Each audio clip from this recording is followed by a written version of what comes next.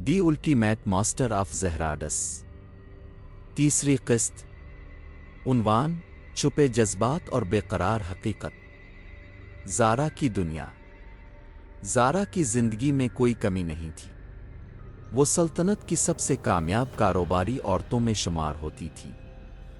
हर रोज़ नए मुआहदे, नई मुलाकातें और सल्तनत के सबसे बड़े ताजिरों के साथ सौदे तय करना इसका मामूल था। इसके पास वक्त था मगर सिर्फ कारोबार के लिए। इसकी दुनिया में जज्बात के लिए कोई जगह नहीं थी, खासकर अपने शौहर रेहान के लिए।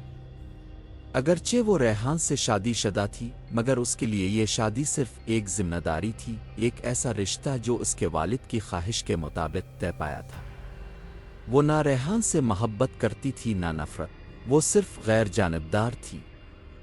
रेहान का इंतज़ार। दूसरी तरफ रेहान एक ऐसी दुनिया में जी रहा था जहां ज़ारा इसकी सबसे बड़ी हकीकत थी। वो इसे खुश देखना चाहता था, मगर उसकी बीवी के पास इसके लिए वक्त नहीं था। हर रात जब ज़ारा अपने कमरे में हिसाब किताब में मसरूफ़ होती, रेहान महल की बालकोनी में बैठकर सोचता कि क्या इसे कभी ज़ारा की मोहब्बत नसीब होगी। वो हमेशा एक बेबस शौहर ही रहेगा? क्या मैं हमेशा इसी तरह इसके लिए बेमानी रहूंगा? रेहान ने आसमान की तरफ देखकर सोचा। ज़ारा की आजमाइश। एक दिन ज़ारा को एक ऐसे चैलेंज का सामना करना पड़ा जो कारोबार से हटकर था। इसके सबसे बड़े हरीफ ने इसके खिलाफ एक बड़ा जाल बिछा दिया था। एक मुआहदा जिस पर वो हफ्तों से काम कर रही थी, अचानक मनसूख कर दिया गया। ये नामुमकिन है, ज़ारा ने गुस्से से कहा। हमने तमाम शराइत पूरी की थी। बीबी, शायद कोई सल्तनत के अंदर से आपके खिलाफ काम कर रहा है, इसके मैनेजर ने सरगोशी की। ज़ारा के माथे पर शिकने पड़ गईं। इसे मालूम था कि कारोबार की दुनिया में धोखा देना आम था, मगर किसी ने इसके खिलाफ इतनी बड़ी चाल क्यों चली? रेहान का किरदार। उधर रेहान को मालूम हो चुका था कि ज़ारा की सल्तनत के खिलाफ साजिश रची जा रही है। वो खामोशी से अपनी शनाख्त छुपाए इस मुआहदे के राज जानने निकला। रात के अंधेरे में वो एक गुमनाम जंगजू की तरह महल से निकला और ताजिरों के बीच खुफिया मुलाकात की। वो चाहती है कि ये मुआहदा हो, मगर कुछ लोग नहीं चाहते, एक आदमी ने कहा। रेहान ने खामोशी से सुना, फिर अपनी चाल चलने का फैसला किया। ज़ारा की हैरानी। अगली सुबह हैरत अंगेज तौर पर ज़ारा को खबर मिली कि इसका मुआहदा अचानक बहाल कर दिया गया है। ये कैसे हुआ? ज़ारा ने हैरान होकर पूछा। बीबी, कोई पर्दे के पीछे से आपकी मदद कर रहा है, मैनेजर ने कहा। लेकिन हमें मालूम नहीं कि वो कौन है। ज़ारा ने गहरी सोच में सर हिलाया।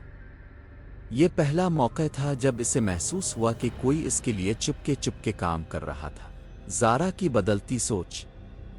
ज़ारा की जिंदगी अब भी कारोबार के गिर्द घूम रही थी, मगर पिछले चंद दिनों में कुछ ऐसा हुआ था जो इसे मुसलसल सोचने पर मजबूर कर रहा था। इसका कारोबार बच गया था। एक ऐसा मुआहदा जो तकरीबन खत्म हो चुका था, अचानक बहाल हो गया। मगर कैसे? कौन था जो पर्दे के पीछे से इसकी मदद कर रहा था? रात की तारीकी में वो अपने कमरे में बैठकर सोच रही थी जब अचानक इसकी नज़र रेहान पर पड़ी, जो खामोशी से बाग में चहल कदमी कर रहा था। वो अक्सर ऐसा ही करता था, जैसे कुछ सोच रहा हो, जैसे किसी और दुनिया में खोया हुआ हो। ये शख्स वाकई क्या चाहता है? ज़ारा ने दिल में सोचा। रेहान की खामोशी और अंदरूनी कश्मकश। रेहान हमेशा एक राज में लिपटा रहता था। इसकी दुनिया ज़ारा की दुनिया से बहुत मुख्तलिफ थी। वो चाहता था कि ज़ारा खुश रहे, मगर वो खुद कहाँ खड़ा था?